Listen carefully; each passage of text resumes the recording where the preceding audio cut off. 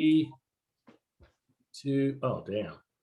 Welcome to the latest episode of the Black Reel Award forecast. I am Tim Gordon, founder and CEO of the Black Reel Awards.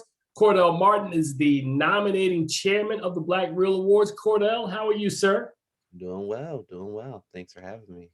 Bro, you're the co-host of the show. What are you talking about? We are back for the first time. I think this is the first show we've done since our nominations were announced a couple of weeks ago. Of course, we will lead off by saying that the One Night in Miami from Amazon led this year's nominees with 15, closely followed by Judas and the Black Messiah from Warner Brothers with 12 nominations. And then finally, Netflix, Ma Rainey's Black Bottom had 10 nominations. So we are very excited. And today on our Black Reel Award podcast forecast, we wanted to look at the professional categories. And those categories this year are costume design, production design, and cinematography.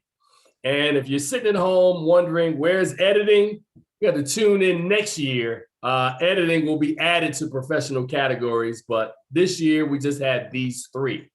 Cordell, that was very systematic because, we've gotten some heat that we didn't mention. We haven't had editing as a part of our professional categories. And Cordell, why was that?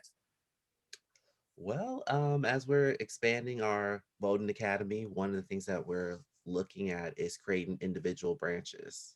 So at this point right now, we don't have a branch of editors.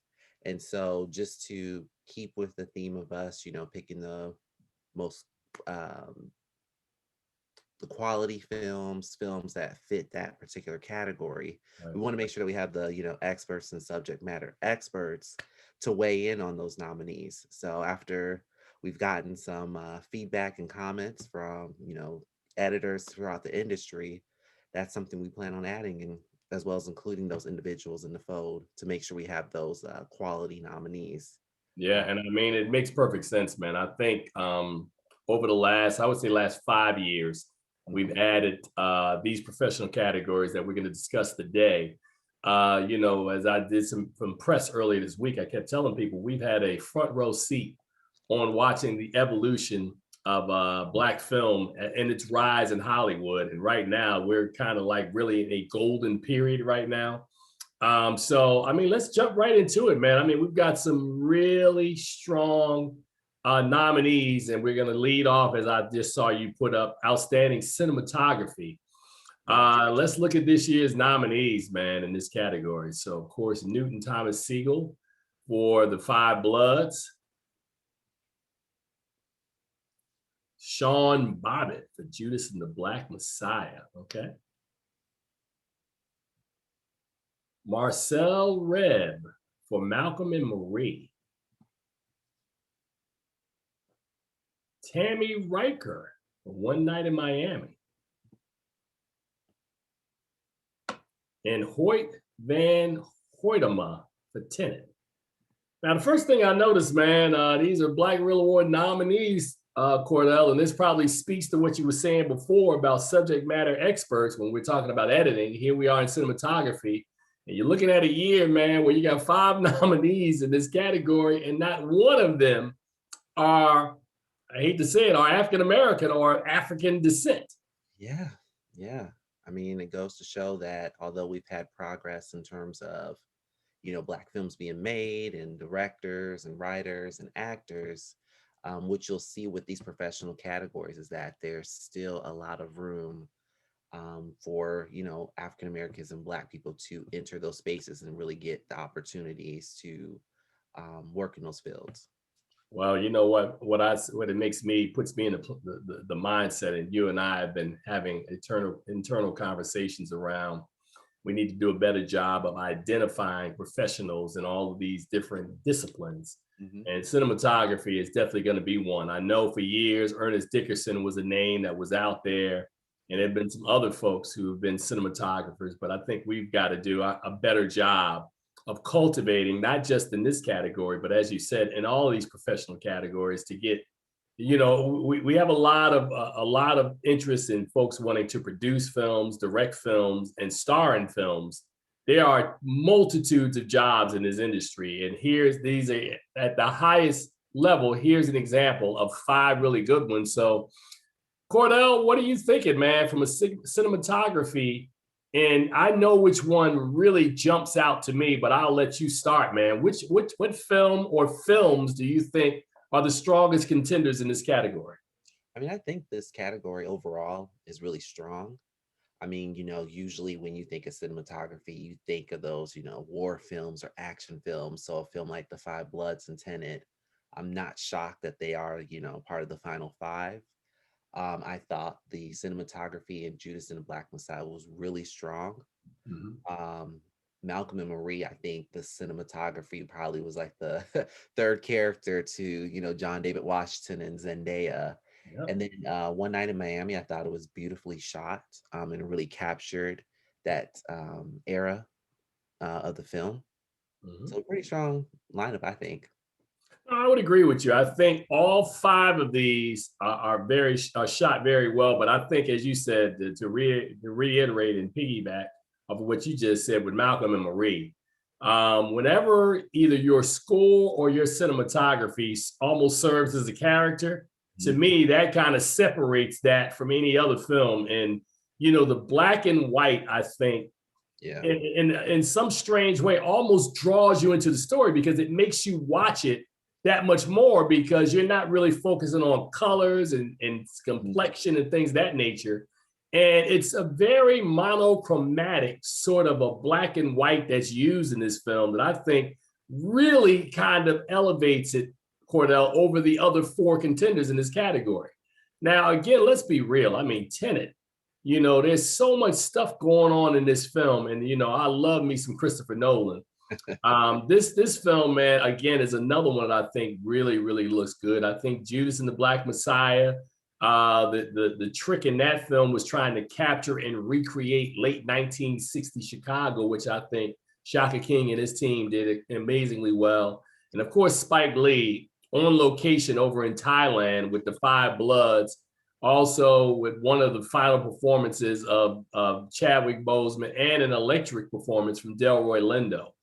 So yeah, this is a pretty good one, man. I mean, you're right. This is a strong category. One Night in Miami, the film that's very muted. It's not black and white, but it's really a lot of dark photography because I would say almost 2/3 of the movie is shot at night.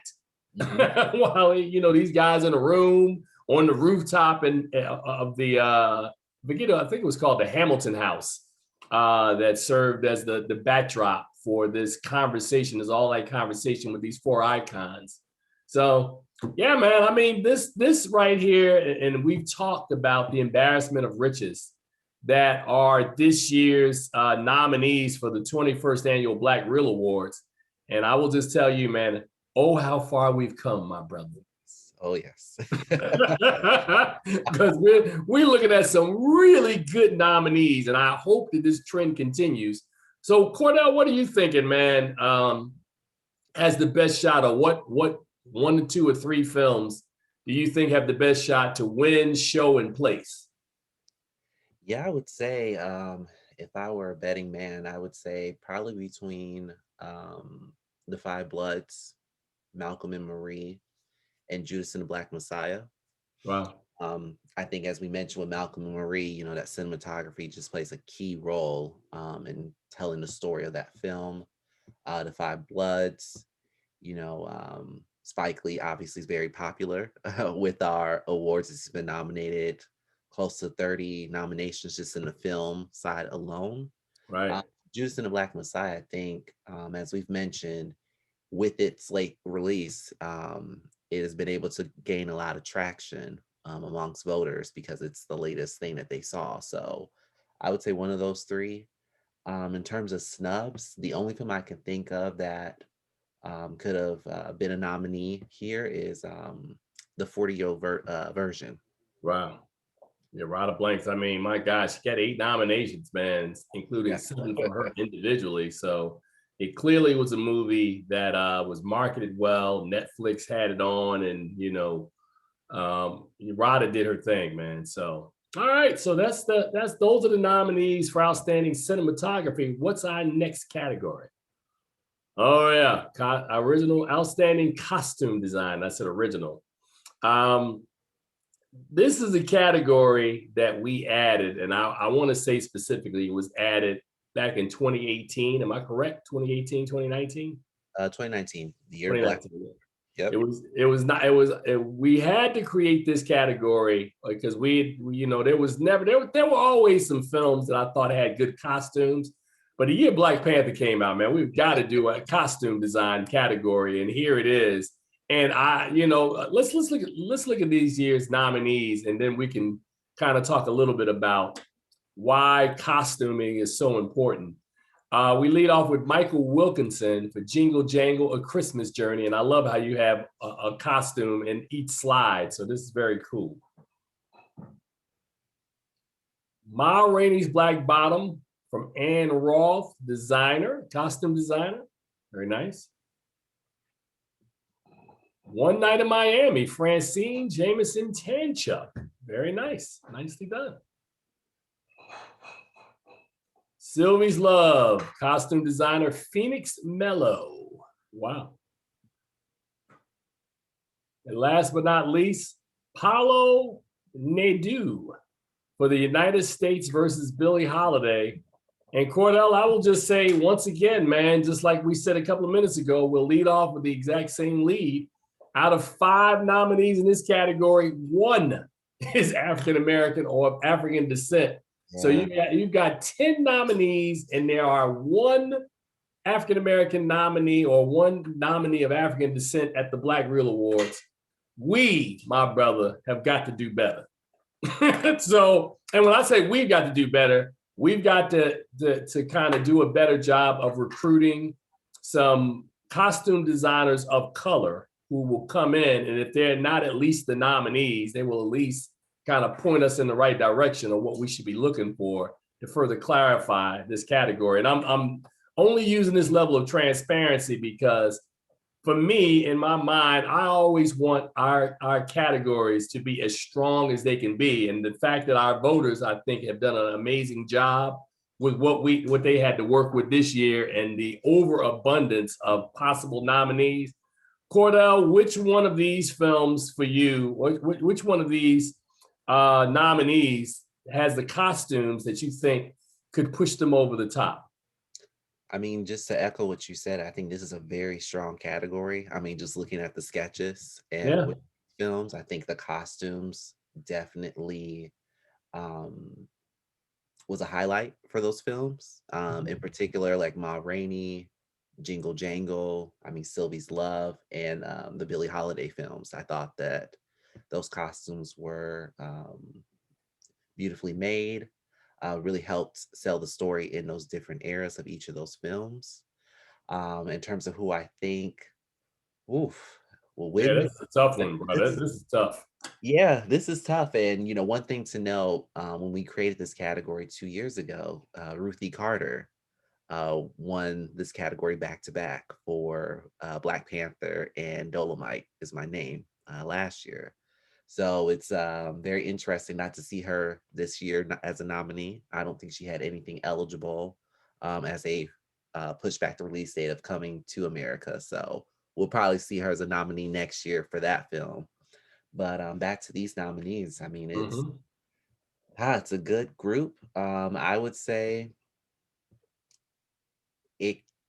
if I had to pick, I think it would be between Jingle Jangle, Ma Rainey, Sylvie's Love, or United States versus you said the same thing I was gonna say. It's almost easier to say who probably doesn't have a legitimate shot. One Night in Miami, despite the fact that I think that the costume designer nailed the look of the suits on all of the men in that film, I think the fact that you've got 2 films that are almost the 20s and the 30s with Ma Rainey and the United States versus Billie Holiday, and then you move up to the late 50s, early 1960s with Sylvie's Love. Those 3 costumes, or those 3 films, the costume design is very strong.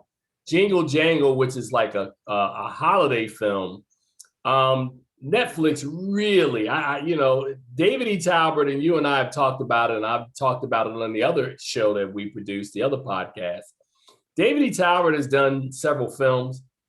He never had the budget that he had with Jingle Jangle and Christmas Journey. And man, when they said he left it on the screen, he literally left it on the screen. Special effects, the costumes are outstanding.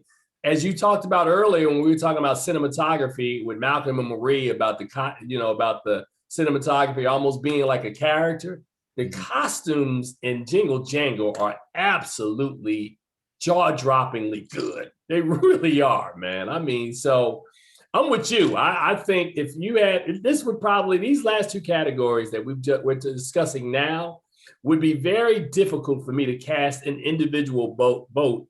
And it's almost subjective. It's like, there's no wrong answer. It's just like, who are you? What's important to you? Mm-hmm. So if I had to cast a vote in this category, yeah, man, I'm gonna stick a pin in it. I can't, because I'm looking at them again. I'm like, man, I can't do it because the sketches are just Ma Rainey's Black Bottom. What they put Viola Davis in, I thought was absolutely amazing in that film. I'm a huge Tessa Thompson fan, and she looked great, spanning about a 5 or 6 year period in Sylvie's Love. And of course, Andra Day, man, just rocked the United States versus Billie Holiday, and all of those performance pieces. And young Madeline Mills that we're looking at in Jingle Jangle, man, my goodness. So that was tough, man. That's tough. I would ask you, but you probably be in the same boat because you've already been like, well, between Jingle Jangle, Ma Rainey, Sylvie's, and the United States versus Billie Holiday. Was there any films that you thought was snubbed or could have been a potential nominee? For costume, I'm trying to think. Let me think. I mean, you could say the easiest thing for costume design for me and what I would look for if I'm voting is if you're doing a period film, those are usually the films that really stand out. So something like Judas and the Black Messiah, which had the costumes of the late 1960s and the Black Panther, but maybe that's not showy enough. I don't know if that pulls out enough. I'm trying to think. I wouldn't say the Five Bloods. I wouldn't say the 24th. Again, that's another period film, but it's a period film largely with military uniforms. So there's really nothing showy about that. I'm trying to think. Miss Juneteenth. Nah, nothing sexy about a lot of these films, man. So I think for the most part, the only film that I really think that has a legitimate argument on being snubbed from our awards would have been, as I said, something like Judas and the Black Messiah, which has period costumes. But again, it's a wash between that film and One Night in Miami because they're both dealing with the 1960s period, albeit One Night in Miami is probably maybe 3 or 4 years earlier than what Judas and the Black Messiah is looking at, but just a different aesthetic. So I don't think there's any egregious snub in the outstanding costume design field. What about you? Yeah, I mean, I have to agree with you. And also it just goes to show, how serious we take our voting academy and the categories that they do vote on. Because if you would have just opened this to, all the voters, we probably would have gotten a different list of nominees. It would have been more of just who's, the popular films, like The Five Bloods or Judas and the Black Messiah. So it just goes to show that, our voters take this very seriously in terms of the nominees and making sure that we have the cream of the crop for each category. Right. Yeah, man. Well, like I said, man, I can't really complain. I mean, first of all, I want to thank you for the amazing slide work because, it's all on the screen, you talk about a movie. When you're looking at outstanding costume design, you've got 5 sketches here of the nominees. That kind of tells the story. It's like, okay, you can see why it's so difficult. I mean, I got to give it to all of these costume designers, man. I just think, and maybe you never had it out there in a way that we could really appreciate it the way you can appreciate it this year, that you can look at the costumes and go, man, this is, wow, that's pretty hot, man. So outstanding costume design. I think that's a good one, man. So let's look at our final category, which is Outstanding Production Design. And the nominees in this category are Gavin Boquette, The Jingle Jangle, A Christmas Journey. Sam Lisinko, Judas and the Black Messiah. Mark Ricker, Ma Rainey's Black Bottom. Here we go again, Cordell. Oh, yes. Barry Robinson, One Night in Miami. And Nathan Crowley, The Tenet. All right. Wow. I'm scratching my head, man. So here we go again. Let me just lead with the same lead that I've said in the other two categories. So now, with there being no African-American or person of African descent in this category, we now know that for the 21st Annual Black Reel Awards in our professional class, that we've got 15 nominees and only one African-American. So next meeting we have, Cordell, production design, costume design, and cinematography. Where are the brothers and sisters? Where are the young African Americans or folks of African descent that are going to make up the future classes once we start to spread the word of what you guys are watching right now? And I think it's very important because I know there are going to be some people at home. Why they always, it's called the Black Reel Awards, you know, where are all the Black people? The point of the matter is that part of what our show represents, and it has represented since 2000, is simply representation, that if you can see it, you can be it. So the fact that we see beautiful costumes being designed, the fact that we see wonderful cinematography in these films, and now we're talking about outstanding production design, these are things that I would like people to aspire to, just like they aspire to produce film, direct film, and star in film. So I lead with that. Now, also, before I throw it to you, Cordell, when we're talking about production design, you know, it's in the title, right? So we're talking about the design, the look, the backdrop of a story, the production of a story. So looking at these nominees, Cordell, Jingle Jangle is largely set in Jeronicus Jangle's, you know, his toy shop, right? So they've done some amazing stuff there. We have some flashback scenes where Felicia Rashad, as you see her here on Christmas Eve, is doing a story which flashes back. We see an entire town that they had to develop and build for this film. Judas and the Black Messiah, a similar story. A lot of the film takes place at the Illinois chapter of the Black Panther Party, but we also have scenes at J. Edgar Hoover's FBI. We've got scenes shot out in the streets, and then some other spots where, you know, you see Fred Hampton giving his famous, I am a revolutionary. So you see that too. Ma Rainey's Black Bottom, I think, and One Night in Miami are probably the two that I would kind of throw out from a production design standpoint, because it's really, you know, it's almost like, you know, it's ironic because both of them were plays, right? So Ma Rainey takes place literally in like 3 sets. One Night in Miami is literally like what, 3 sets? Yep, about the whole film. Tenet, if you had a vote, Tenet, from a production design, they did a lot of stuff with Tenet that I don't think they did with the only other movie that I think is close to Tenet would probably be Jingle Jangle. And those are two very different stories. One being a gritty kind of futuristic film, the other one being a holiday classic. So if it were me, and I just kind of talked my way through the entire category, Cordell, the two that stand out are Jingle Jangle, A Christmas Journey, and Tenet. What about you? Yeah, I would have to agree. You know, just looking out of our past winners, I believe the first winner was Black Panther, obviously. And I think last year, was it wasn't Dolomite, was it? For production design, I'm not really sure. I mean, I can go on the site if we weren't on the air and check it really quickly. Matter of fact, let me try that out. You keep on talking. I'll look through my phone Okay. and it will inform me. Yeah, so looking at that, I mean, these nominees, I would say the front runner would be probably a Tenet or Jingle Jangle, because I think the production design for those films um, is something that at least I know when I'm looking at these nominees, I can instantly say, yep, yep, yep, they deserve those nominations, as the production design was a highlight.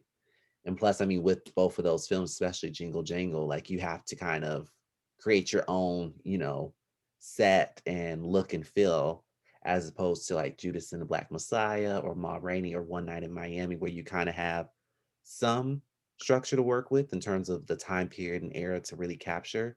But with a Jingle Jangle, I mean, it's just whatever, the production designer just feels captures the essence of the story. So with those type of films, it's always good just to kind of see what those designers come up with, as it allows them just to, let their imagination run wild. Okay. Well, I still can't give you the answer because it's clearly not on the page, but that sounds like more of a me situation than a you situation. So I've got to figure out why it's not on the page in the past winners. That's interesting. I was like, Ruthie Carter does show up as the person who won for costume design for Black Panther 2 years ago, but yeah, Dolomite and Hannah Beachler won for production design 2 years ago. I don't have any of the professional winners listed right now from last year, so I'll have to. Dolomite won last year. Okay, so yeah, I'm saying, but it's not listed on the page, so we gotta make a change to that. But I think we're both on the same page. I think for me, production design, man, it would come down to those two, and it would be a very difficult come down. I mean, Tenet, of course, has a much larger and more significant budget than Jingle Jangle. So Christopher Nolan had the budget to build so much stuff. And of course, the other thing that makes it stand out is that you've got, I forget what it was called, where things are happening, out of time, front, forwards, backwards. It was an inversion. Yes. I think, yeah. So, and then with Jingle Jangle, the fact that you had folks flying in the air and there's a lot of wire work, but they had these amazing sets that they built. Yeah, like I said, it would come down between those two that I would probably be looking at, but I think it's still a very competitive and strong category. And again, much like we talked about, Cordell, with costume design, you're also looking at a situation with production design that, again, remember, it's how these sets are built, what they look like, and is the set design enhancing the story? So in Jingle Jangle, yes. In Tenet, yes, they are absolutely doing that. One Night in Miami is a combination because of the muted tone of the film, and along with Ma Rainey's Black Bottom, where you don't really have a lot of stuff going on, that once it's designed, it's designed. I think kind of minimizes for me both those films in this category. Judas, again, is another one that I think would be a worthy contender if there was not a Jingle Jangle or a Tenet in this category. I think you would have Judas would be getting more love than what I think it's getting from both of us right now. Yeah, and I'm also surprised, just looking at these nominees, that Sylvie's Love wasn't nominated. Well, production design, man. Well, I mean, but let's think about. Yeah, you're right. I mean, I was about to push back on you, but no, I think about the offices that she has to work in. You think about those tremendous sets in the set that they had to design and build, where her father ran the record store. Some of the backdrops they used when I forget the name of the quartet. Where B flat, played by Nnamdi Asomugha, is playing. So yeah, Sylvie's Love. I mean, we've already talked about my tremendous love of that film. I would also say that if we're talking about production design, and again, as Malcolm and Marie is a film that had great cinematography, but that house they used and the sets inside that house were Man, just brilliant. yeah. It was a really good looking movie, man. I'm trying to think, is there any other obvious movie? I mean, You, you could you brought up, huh? Sylvie's Love, Well, you brought up Sylvie's Love. I brought up Malcolm and Marie.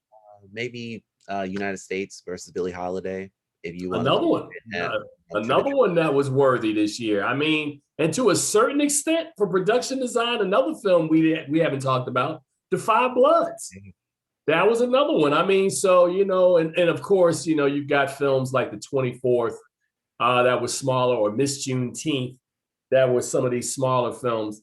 Another film that we haven't mentioned at all this award season, and I just rewatched it again yesterday, was The Old Guard from Gina Prince Bythewood, man. Wow. I really like that film. And I think the fact that it was made a certain way and released so early in the year, I believe if The Old Guard would have been a later release, and if Netflix would have really prioritized that, you could have got something done with that film, man. Because I think the story, Gina Prince Bythewood's direction, the screenplay, it looks on the surface like a film that we've seen 100 times, but the fact that you got these immortal warriors, I thought made it really, really cool, man. Yeah, yeah. And to your point, I'm kind of surprised it didn't get more love on the professional categories, because in a given year, it would at least be nominated for production design and or cinematography. But this year's been super competitive, as we can rattle off several films that were snubbed in each category. So, which is Well, so before we get out of here, Cordell, let's talk about this year one more time, because we've got a couple of more of these forecast shows that we're going to be doing. Will we look back 5 years from now and think of 2020 as an aberration where we had not just a super selection of films, but we also had an additional 2 months? So it's the first time in film history that we've had a 14-month eligibility cycle, yep. which is going to speak to next year, how interesting next year will be, because next year is only going to be a 10-month cycle. So, the film gods give it, and the film gods may take away next year.